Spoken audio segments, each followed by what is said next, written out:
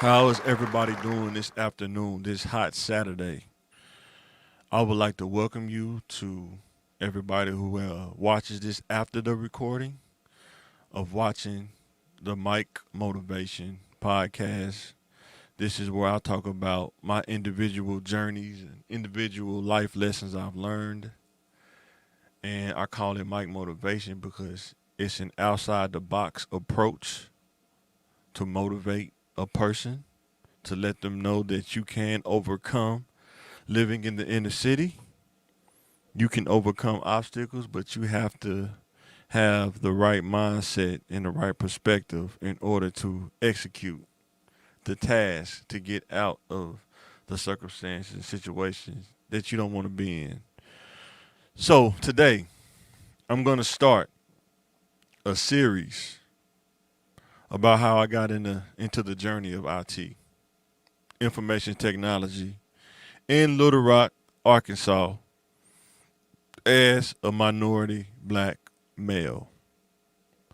Some of the things I had to overcome, like I say, most of the stats, you grew up in a single parent household. My dad died when I was 12, like sixth grade, something like that.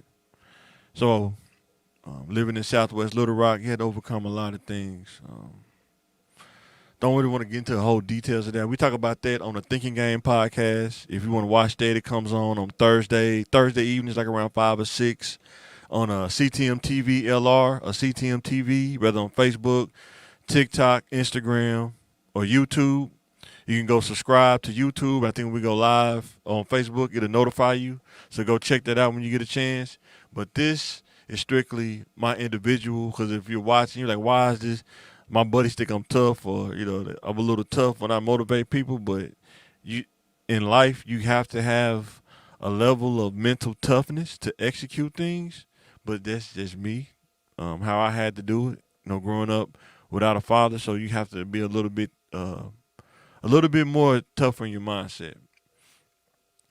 But I wanted to share some of the skills learned and some of the tips I think that could be helpful to anybody getting into the who wants to get into the IT field, or just get out of just the regular working field into a career. Some of these things are translatable. They can work in anything. You just have to, do you want to learn those skills as an individual? So with that being said, let us get right into it. The first thing I want to talk about is, what was I doing before I got into IT? What was I doing? So from about 18 probably to about 33, just working regular jobs. I've worked at um, a Walmart before. I've worked at a food restaurant, Subway, McDonald's, Baskin Robbins. Worked at a detail shop, at a dealership. Worked at a hospital, lab courier. Worked at Red Cross, which is no longer there no more, but I was a blood courier for them. Used to take blood to Jonesboro. All kind of like different jobs. My thing was, when I was younger, my mindset was, I used to always try to find the easier jobs that is not overly complicated. It's just something they pay you just enough, but it's not a lot that they trying to get you to do. Because most jobs, in my opinion, they will try to bring you in as low as they can, but try to get as much work out of you as they can. But I may be looking at that wrong, but that's how I thought about it when I was with that 18 to 33 range. And keep in mind, I'm 41 now. So I had to hit the reset button due to being fired from Red Cross. That was the last. No, that wasn't the last job. The last job I worked was at the airport, but I got fired from Red Cross. I think I talked about this before, but I want to talk about it when I'm making this series. I got fired from Red Cross because I had got a ticket probably in the May of that year. I forgot to pay it. Went and paid it, but it went on my record, on my driving record. I couldn't get on probation. Usually in Little Rock, if you haven't got a ticket in a while, you can get on a payment plan. They give you 6 months probation. If you don't get a ticket within 6 months, it won't go on your record. Well, because I forgot to pay the ticket, I think I got on the payment plan, but I just didn't pay it off when I left the court. I forgot to go back and pay it, which is totally my fault. Totally had to be accountable. Totally my fault. And I didn't pay the ticket. Well, Red Cross they done check. I didn't know that. I didn't even think about it because I never really had this problem. But they didn't check your driving record until like October, something like that. So when I paid the ticket off in May and avoided, a warrant and stuff like that, I thought it was over, but it was not over. October comes around. Fast forward to October. I go in regular night, getting ready to go to Jonesboro, drop some blood off on a Sunday. I think it was on a Sunday, and my manager was there, Chuck. Rest in peace, Chuck. I don't think he's living no more. I think he had cancer, but he was in the office when I walked in, and I was like, "What's up, Chuck? You usually not here around this time." They still ain't done on me yet. He said, "Hey, Michael, I need you to come in here." I came in there. He was red too. I could tell he was it was frustrating to him. He said, "Man, what's this guy going on, man, with your driving record?" And I said, "Man, I got a ticket, but I paid it off. It was like back in May or something like that." And he was like, "But yeah, I didn't get it while working. It's my personal record." Well, the thing was, they had a policy that said you can't have any tickets on your driving record, or if that impacts your driving record, it's going to impact your job, and you're going to be probably terminated unless they can find something else for you to do. And all I did was drive and deliver blood for them. So, with that being said, I lost my job that night at Red Cross. Remember it like yesterday, because when I left, I was kind of in shock because I really wasn't expecting that because I've been working there for so long, had a relationship with the manager. It was actually a really cool job. It really wasn't that hard of a job at all. It was almost too easy. That's probably, um, but that night I had to hit the reset button. It wasn't a fast start. I had to go through shock. Um, I had to go to the unemployment office, which that was my first time ever even doing something like that. And while the button was hitting the reset button, those kind of things are the most humbling experiences. I'm telling you, going to the unemployment office can be one of the most humblest things you could ever do. And the process of going to the unemployment office is crazy. Because when you get there, the line, if you get there late, you got to get there early, or the line will be wrapped around the building. And then once you get out of that line, you got to sign up. You got to get into another line. And once you get into that line to fill out your information on the computer, then you have to sit in the lobby and wait again till somebody call you back. And it's not a fast process. I think they may have streamlined it now, but when I was doing it, it wasn't that time. It wasn't a fast process at all. But it's those times that motivate you to think, what can I do to avoid being in this situation again, if at all possible? Because some things you can't avoid, but there are some things that you can avoid. You just gotta have the right mindset. So while I was doing the unemployment process, my mom told me that I should think about going to school now while I'm not working a job and I have the time. Usually, I wouldn't do it. I'd be like, I don't need school. I got a job. I'm making enough money. I'm good. But one thing, before I got fired from Red Cross, I used to always think about in the back of my head. I was like, how much does it really cost to live on your own? Because when I was working at Red Cross, I also had roommates. It was me. It started out with me, BJ, and my homeboy Fam. And then BJ got married and moved out. Then it ended up being me. Rest in peace, Leroy, and my boy Fam. And I think then the rent we was paying my mom rent. It was like $900 a month. That was with utilities and everything. But the thing I thought about was if they was to move out, because they're not gonna stay here forever, how would I be able, or what do I need to do to get to the point where I can pay $900 a month or plus $900+ a month? And that job wasn't paying enough. I think after taxes and benefits, I think I was bringing home maybe $600 every 2 weeks, something like that. And like I say, this is when I was in my 20s. So I'm talking about like maybe 24, something like that, 23, 24, something like that. But it wasn't that much money though, guys. That's what I'm trying to tell you. In that 18 to 25 range, you really got to go get it. Don't play around with your time. It's not worth it. And I started going to school, and I'm gonna talk about that process as well. I'm just gonna glaze over it, but I'm gonna talk about that process as well. But when I started going to school, I started out in auto collision, kind of just to get my feet wet.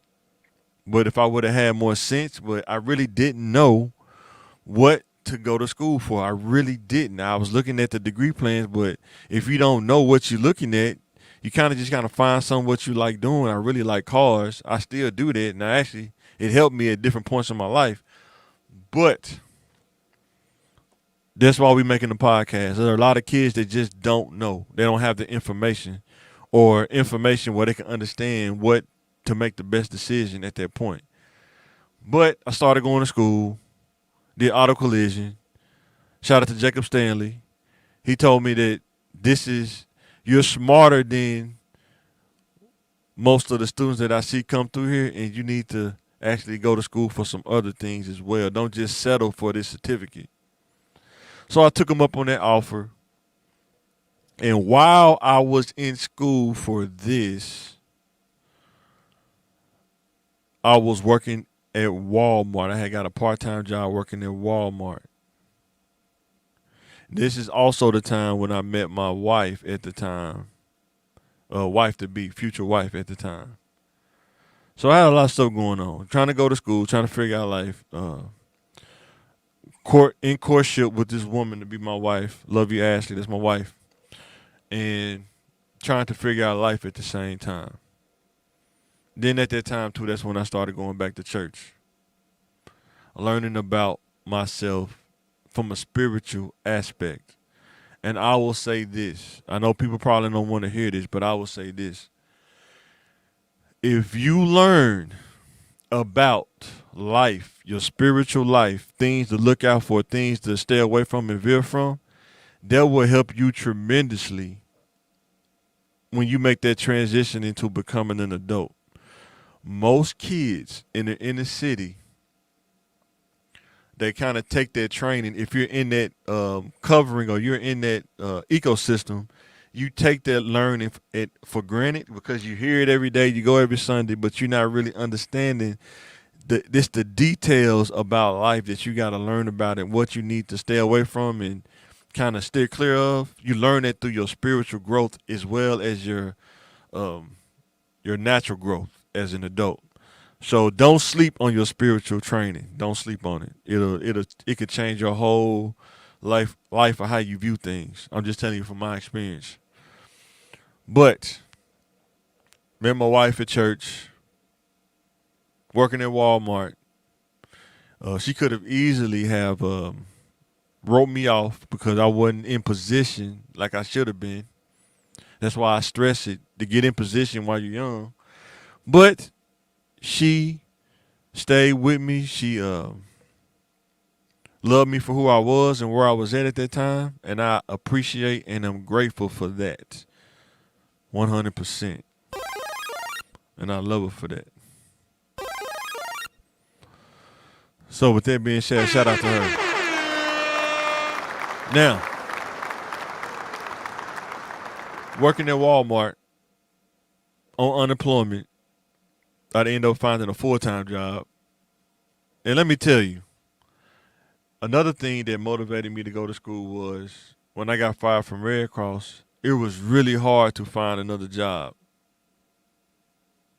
It was really hard to find another job. I mean, I filled out application, tons of applications, tons of them. Couldn't find nothing. It was tough. That was a tough time.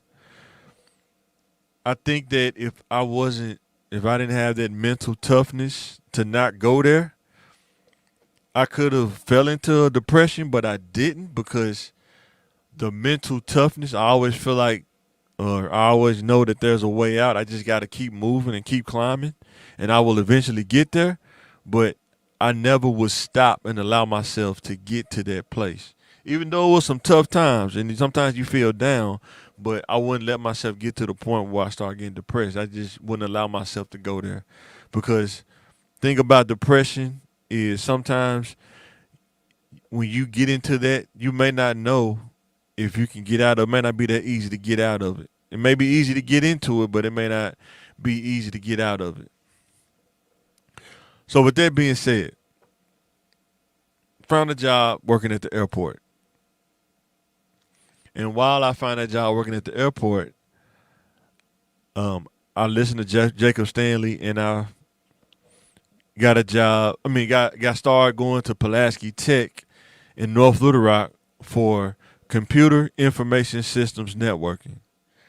Now, this is the start in IT right here. Why did I pick computer information systems networking? When I was looking up the degree plan, this is why I say if you got the internet and a laptop or a cell phone, you can look this stuff up. When I seen it, I said, what is that? It sounds like something I like to do. Let me look it up. I looked it up, and I seen that it was about routers and switches, Cisco routers and switches. Now, one thing when I worked at the hospital and places like that, I used to see people going to network closets, and that kind of sparked my interest because I used to wonder what that was. I didn't know what that was when I was younger because growing up in Southwest, you don't have access or exposure to those kind of things. You may see somebody doing it, but when you ask them about it, they may not tell you about it, or they may be like, well, you got to go learn like I did, stuff like that. So, but when I looked it up, I seen what it was, and I said, that's what I'm going to do. And that was my start in information technology. I started on the networking side first, network infrastructure, routers and switches. So I was working at the airport full time, going to school full time, then eventually got married. And when I got married, I think I really was trying to force stuff that probably wasn't there. I tried to be a firefighter. I missed the test by a tenth of a point. And it's crazy now because I can talk in front of a camera now, but back then I was such an introvert. I went in and did that test. I failed miserably because I just didn't want to talk in front of the camera. And they just ask you one question, and you have to talk in front of the camera, but I didn't answer it right, I guess, and I missed it by, I'm talking about a tenth of a point. I missed it. And the thing that sucks is doing the physical test was crazy.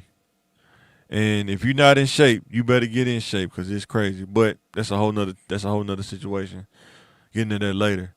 So I let the firefighter thing go. Even though I was hurt, I was mad behind that. I stayed with the IT in school. I still was doing that too. The more I learned about routers and switches, the more I started seeing that it fits my personality. Solving problems, figuring out how to do the same thing over and over again and not get bored or not get lose attention or focus. And when it's the same thing over and over, you can make templates, you can make scripts, all of that. And my mind works, I find out how to simplify those things. We're going to get into that later when we talk about the skills. When I did that, the computer information systems networking, it was an associate of science. And what I would tell anybody who looks into those degrees, if you plan on transferring to a 4-year college, please take all of the core classes that you need to transfer, and it will cut down your time when you go to the 4-year college. But that's just a nugget right there.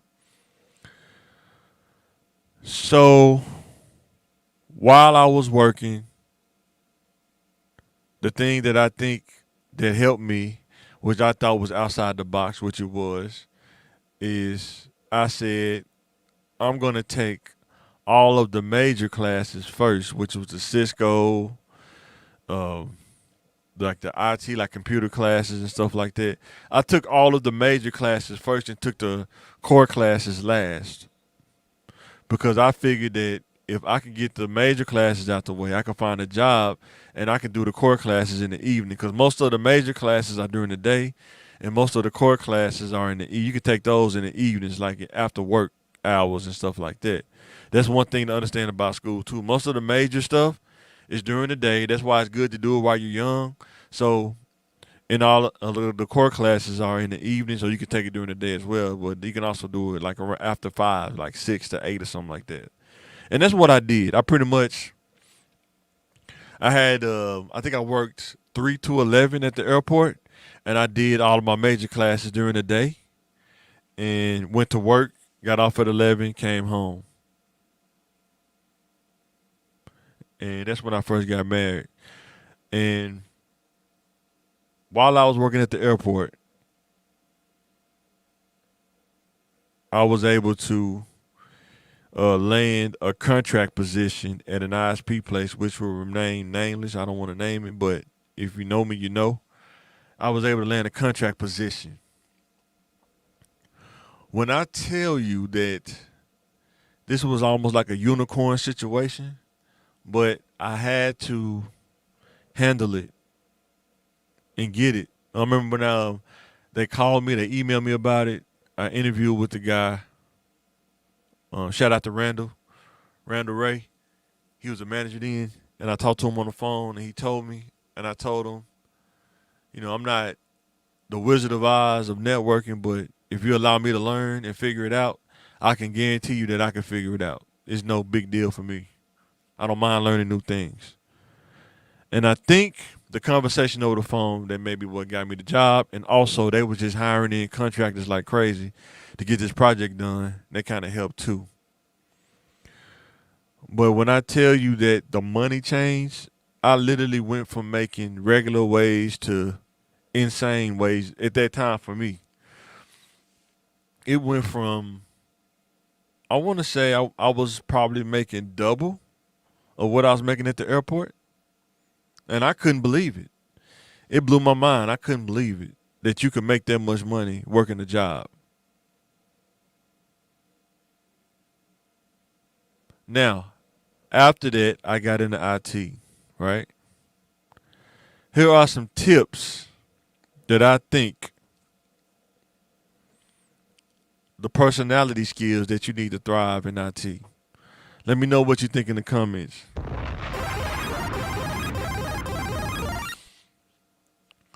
Don't be afraid to fail.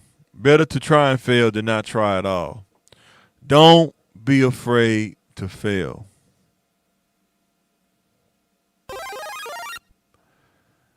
One of the things I saw, even in school and even when I worked at the ISP place, is that some people are perfectionists or they don't want to fail, or they never get to a point to where they can operate independently without somebody over their shoulder all the time. They always want somebody with them over their shoulder. There's nothing wrong with that, but in the real world, that may not always be the case. So you have to be able to adapt. And can you get to the point of proficiency where you can do this by yourself? When I was at Pulaski Tech, at the end of every semester for the Cisco classes, you had to do a lab, whether it was for the routers or for the switches. And the teacher would test you to see, could you set up the lab, the cabling, the switches, or the routers? Could you set up the VTP or routing protocol? Could you set up the lab and do the commands and have the network running without any problems. And for me, I was good. I saw that about myself. I was good with the hands-on part with the labs. I loved that. But the book stuff, it was boring. I really didn't care for it too much. I was more hands-on. Like, I can't wait to go back there and touch the switches and stuff. And matter of fact, I had got so good at it that when my wife first met me, one of my roommates moved out. I had that room. I had a rack, a lab in that room. I think I had like 3 routers, 3 switches, 2 routers, or something like that. And I used to go in there and do labs and stuff like that, and learn, VTP and pruning and all this stuff. Did all of that. Wasn't afraid to fail. Sometimes failure it lets you know that you got to keep working to figure out the problem, the challenge. And one thing about me, I'm not afraid to fail. I'm not afraid of rejection. If they say no, all they can do is tell me yes or no. That used to be my motto. All they can do is tell me yes or no. And if no, I feel like they missed out on opportunity, not me. But you have to think like that because you never want to allow yourself to go down. You want to stay up as much as you can. Don't allow yourself to fall in the valley or in the deep pit. Don't do it. Not worth it. The second skill, being able to learn things outside of what you're doing. One thing I would say is when a job lets you come into this place, like even at the ISP place, I was learning things, how to deal with people in the IT place. The personalities are different than a regular job. Understanding how to use your computer to do your job in working at an ISP place. How can I make it more efficient? What tools can I download? If you would like to understand some of those tools, let me know in the comments, definitely. Because a lot of this stuff, man, if you don't get the foundation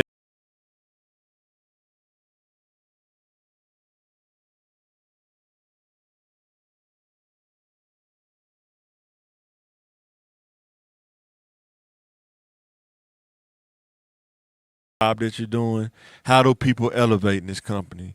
Is there a ceiling? What about for minorities? Are there more of people outside of minorities elevating, or are they elevating minorities as well? Because sometimes, I'm just telling you from my opinion, there are some cultures that minorities may not get a fair opportunity to elevate based on whatever bias or whatever. But you have to understand that that could be realistic in the culture that you're in. Because I'm not going to sit here and tell you a Cinderella story about, you can elevate. It's guaranteed. There is no guarantees. The best thing you can do is increase your chances. That's the best thing you can do is increase your chances as a minority black male in whatever career field that you're in. And how do you increase your chances? Through education, skill set, education, communication, mindset.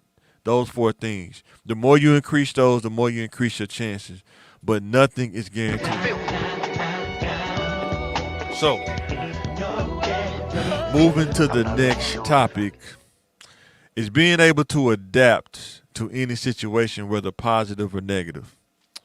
This is one thing I think I've seen people, when I first started in IT, I kind of struggled with it because of the personalities. But being able to adapt and stay positive, even in negative situations, you got to have that kind of perspective because you don't want to sabotage yourself. You don't want to sabotage your chances. I know it's a tough way to think, like I got to move a certain way. Yes, you almost have to play chess, mental chess, in any job that you're in. Unless they give everybody a fair shot, which those jobs may not be as around as jobs that don't give everybody a fair shot. And what I mean by fair shot is, do they give people a fair shot no matter the color, no matter their status, or no matter their class? If you can do the job and you have the requirements for the job, do they give you a fair shot in the interview or a fair shot at the job? That's all I'm saying. Not every place do that. But however, to remain positive, Sometimes you need the experience of that job in order to go to that next level or that next checkpoint on your journey. And sometimes to do that, you gotta survive a negative situation by staying positive and figuring out how to do this without increasing your level of stress. How can I do this and not let it affect me as an individual? The next topic is having confidence in yourself to figure out something new. This is one thing you have to always, in IT, you definitely have to always be open to learning and figuring out something new. When I worked the help desk position, one of the things they used to do was we used to image computers. Well, what happened was departments were buying new computers for the whole department. So now you're looking at 10 to 15 computers. How do you image 10 to 15 computers in the most efficient way? What we end up figuring out was you can make a server and run it to a switch and hook all those blank computers up to that switch. And long as the BIOS configuration was right, and you can actually, image the computer from a server, which saves a lot of time having to do it with a USB drive on every single computer.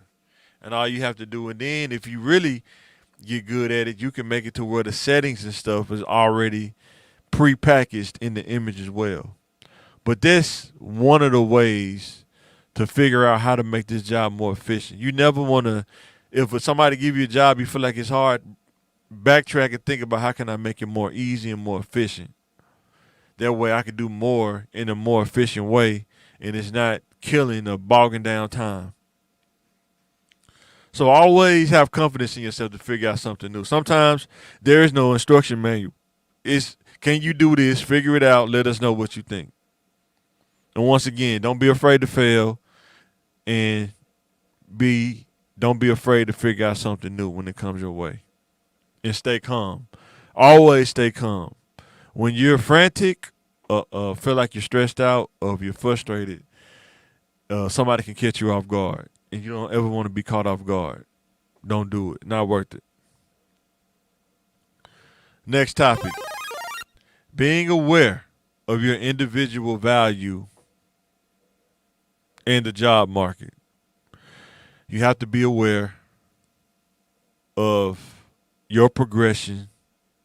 You have to be aware of the job market. Like, are they paying, is it a 5%, 10%, 15%, 20% increase, or maybe 100% increase? You have to be aware of that.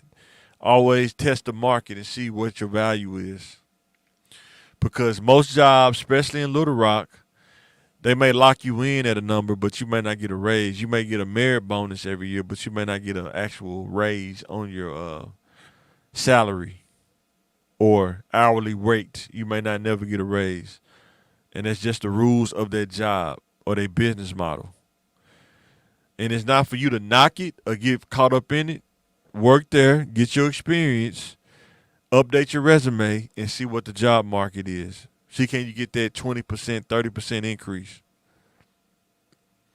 if you can't get it to where you're currently at?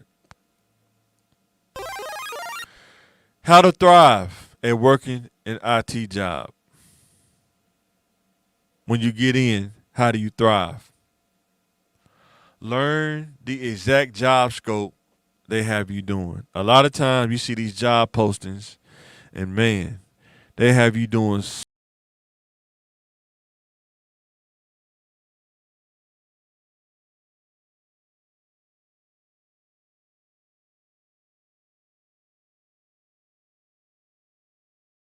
been around the world. You understand that a lot of times they post all those things, but it's usually specifically what they want you to do. Like if you work help desk, we want you to answer tickets. We want you to help the users with software issues, updates, maybe the laptop acting crazy. Can you fix that? Specifically, what do they want you to do? If you work in the network department, specifically network problems, network issues, internet connectivity, anything that involves the network, whether it's cabling, whether it's power requirements, update devices, all those things. You got to find out exactly what they want you to do. Figure out what tools and how you can make the job easier or efficient. What tools? AutoHotkey, Visual Studio Code. Do they have to have use Microsoft? What's it called? Active Directory. Do they use a Google Cloud services? You have to find out what tools you can make. Apache Studio, Putty, all those things. You have to get comfortable using those things because you just never know. And when you find tools that work for you, you find out that's how you make your job more efficient by using the different tools. So find out what tools you like to use. Let me know if you want to make a video on it. We can do that as well. Different tools people use.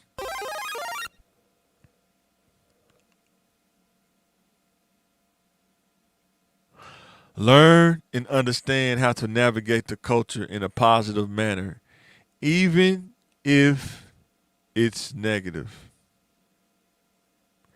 Sometimes the culture may not be beneficial to you. Sometimes the culture, it may feel like it's detrimental to you. I've been there.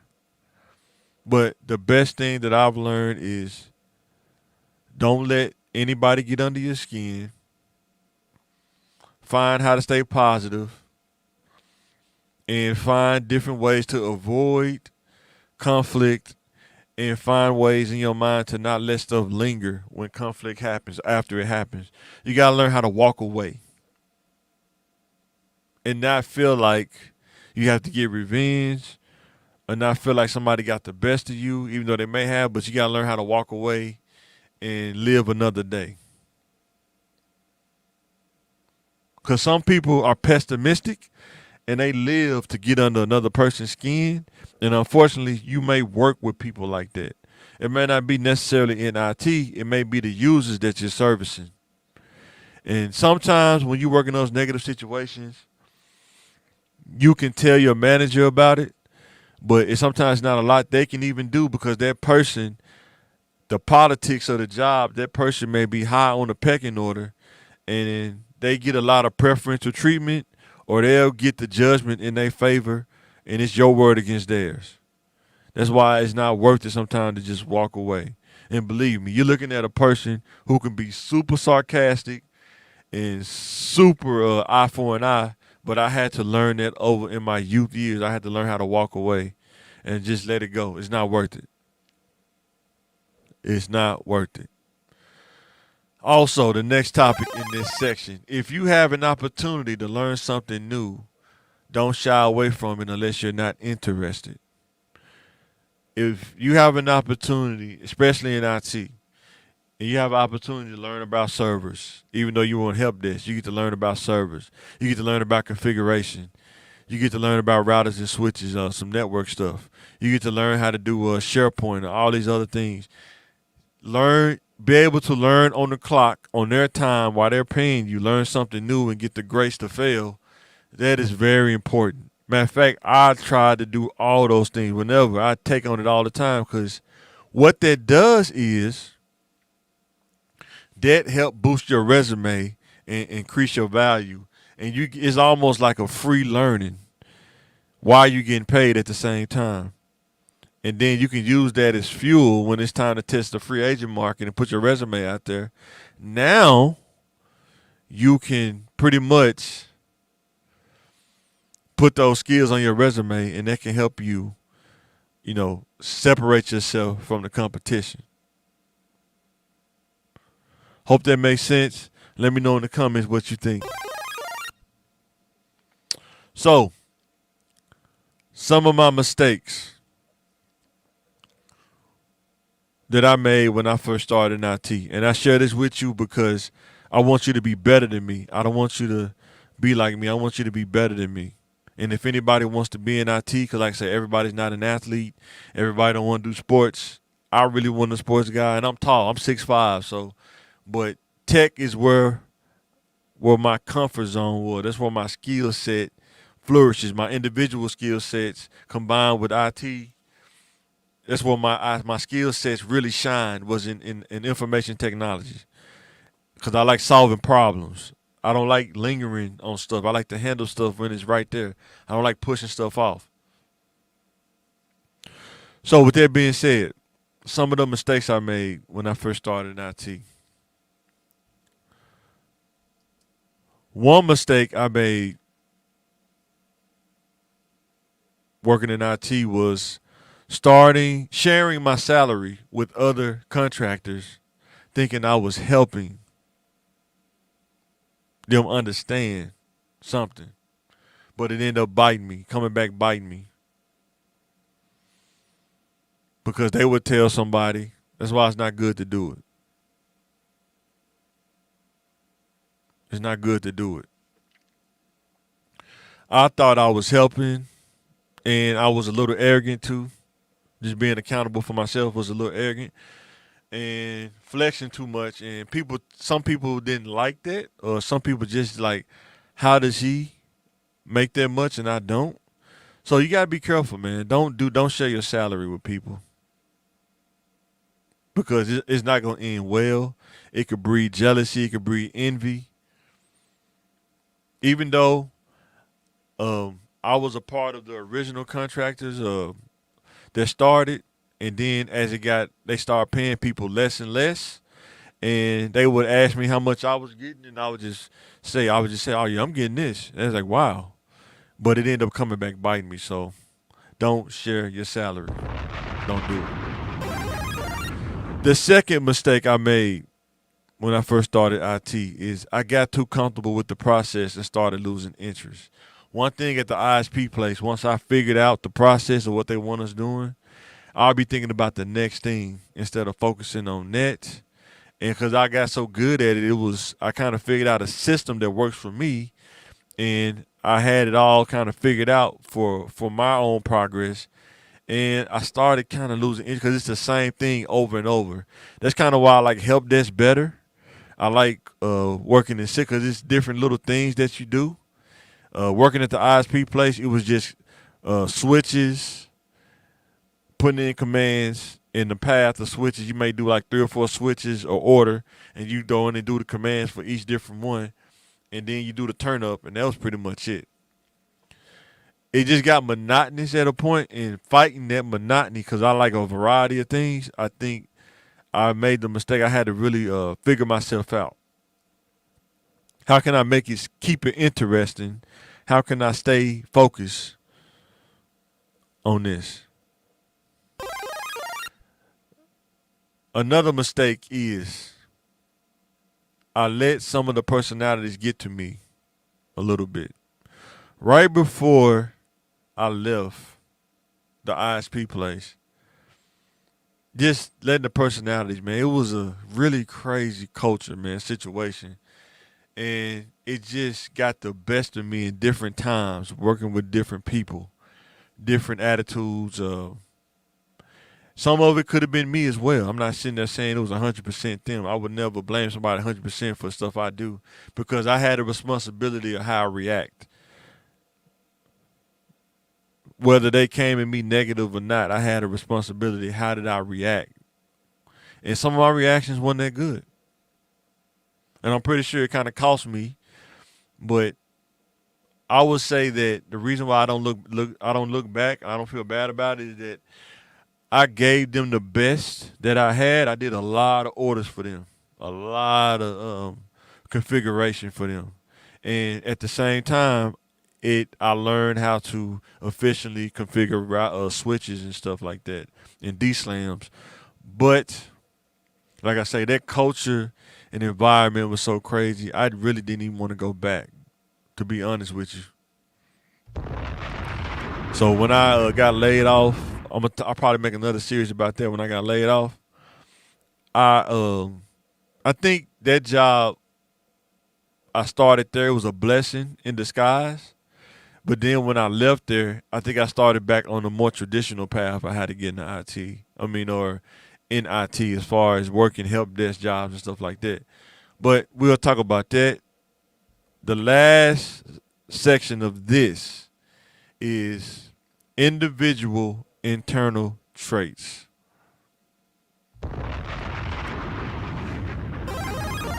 This stuff I think you really have to understand about yourself. And with me going around different jobs, learning about myself, some of the traits that may be considered negative may be the things that can help you propel in your career field. A lot of times people have things they're like, well, you're sarcastic. That could be considered negative. But in the job world, being sarcastic, that may be your defense against negative situations or somebody coming at you in a negative tone. Sometimes the sarcasm can be a defense to keep them from getting under your skin, and you kind of put it back in their lap. Not easy to do because that can go 50-50. That can go against you or it can help you. It just depends on the environment, but definitely one of the things I think you got to understand the balance of using that. Confidence. Sometimes you got to be almost delusional. You have to be aware and believe in yourself at all times. All times. Even when you don't know, you still got to believe in yourself. I'm going to get it done. Even when it's something new, you still got to believe in yourself. It don't matter what you bring my way, I'm going to figure it out. You got to be almost like Rambo, delusional. I'm in the jungle. I always tell people this in an interview. You can drop me off in the jungle, in the rainforest, and I promise you I'll find my way out. It may not be the right way. It may not be pretty, but it will be done. I'll find my way out. You got to be that delusional. Don't allow yourself to be caught up in the politics. Sometimes there has to be a distance between you and coworkers. What do I mean by that? Sometimes in politics, you get caught up in that. You end up taking sides. You end up catching strays. You end up in situations with your back against the wall. What do I do? Or you end up in the gray area. Talked about this on the podcast, Thinking Game, the gray area. The gray area is weird because you don't know if it's right or wrong, indifferent. It's just a gray area stuff. When you have a family, sometimes at jobs, people use the politics as a way of, if you don't go out with the group to the group lunch, are they going to look at you different? If you don't go with them after hours to a bar or something like that, because you're a family man, are they going to look at you different? Some people use perception as a way of manipulating people, and some people genuinely try to build a culture where everybody can build a bond, but they don't have to go to the bar. They may meet up, family time. They may go to a jump house or, go to a restaurant or something like that, or have some kind of activity where you can bring the whole family. But don't get caught up in the politics. Don't step on people in order to move up or trample on somebody, because you never know. That same person you trample on might be your boss later. Then what you think gonna happen? I've seen it happen. I've seen people trample and step on people and, hate on people, and then the person that they did it to end up being their boss, and eventually they're probably going to be up out of there. Just how it works. So don't get caught up in the politics. You have to build your own skill set and not rely on anybody to offer help all the time. Any job you start in IT, you need to have a foundation skill set as far as understanding how things work and how to do certain things. And keep those in your mind. You don't have to know the exact detail, but the actual concept. What is imaging a computer? How do you reset account in Active Directory? Or you might have to do it in Google, but it's still the process of resetting an account. Reset a password. How to update something in Windows or the Windows Cloud. How to check something. How to go Windows settings, Mac settings. How to do something in the Mac. Adobe Cloud. How do you update that? Being able to learn those things and to have that in your memory bank is what you need in IT. That's what can separate you from people in IT. Understanding how to use Google, how to look up stuff in IT will help you. Knowing what to type in to look up stuff so it don't be so much information you're trying to pull from. You have to be able to do those things if you want to thrive. Learning how to take notes, because there are a set of people who do not like to repeat themselves multiple times on the same thing over and over. You have to learn how to, if you ask somebody for help, hey, how do you do this? Let me get my notepad, let me take notes. And then when they show you, make a process so if you don't look at it for 2 months, you can go back and look at it and get the memory down. Oh, this is how I do it. Don't keep asking the same person for the same thing over and over. It's going to make you look bad. It's going to make it look like you're not trying to learn. You're just depending on them for all the information. That shows that you're not independently trying to learn on your own. But that's just a nugget. Just think about that. Being laid back. Can you work a job and not take anything personal that happens at a job in order to maintain mental and physical health? You have to have, for me, that's what works for me, being laid back. It's always business, never personal. I understand that everybody's not the same. I understand that everybody don't think the same. I understand that there are micromanagers. I understand there are managers that understand or they don't bother you as long as you get the job done. Been work with all those kind of managers. But what I would say is the better the culture you make, the better your worker, you can retain your talent.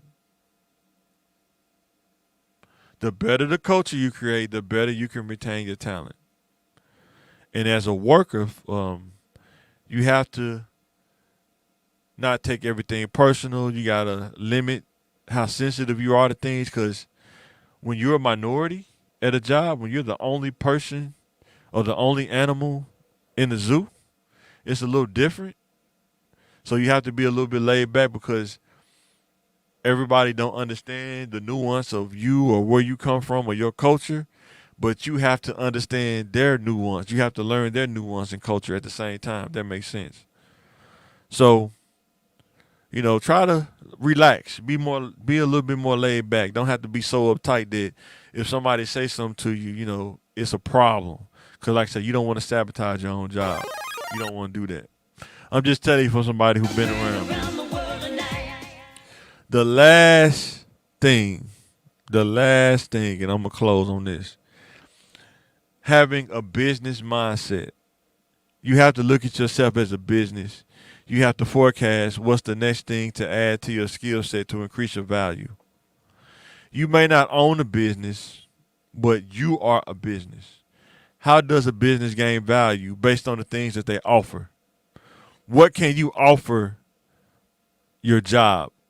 When you go to the interview and they ask you, what do you bring to the table? What are you bringing to the table as far as individual skill sets? Do you help the culture improve? Are you a good communicator? Are you reliable? Are you consistent? Are you committed? What are you bringing to the table? And you have to look at it as a business as well as the job. Is the job committed to keeping you there? Are they committed to making sure that your salary is competitive with the market? Do they offer things outside of salary, benefits that make it worth working there as well? How are they helping you? What are they bringing to the table for you? You have to figure that out as well. And you can ask them in an interview, what is the benefit of me working here? You're a business. Just as well if they're a business, you're a business. And they're paying you for your services. So with that being said, getting ready to sign out. And I got to say thanks for watching Mike Motivation. And this is my journey on how I got started in IT in Little Rock. I got to figure out what the next one I'm going to make, but this is the introductory to this series that I'm making. How I got started in IT. The next series is about pretty much, working in IT and how I make the job, tools I use or something like that. The different fields I worked in, because I done worked in just about every field of IT. And we'll talk about that next, I guess. But thanks for watching. Hit this like button, hit the subscribe button. Make sure you go to YouTube, My channel, Michael Gray, on Facebook. Help me grow, help me reach 1K so I can go back and make more content, invest back into myself. And I appreciate everybody from watching. And I am signing out.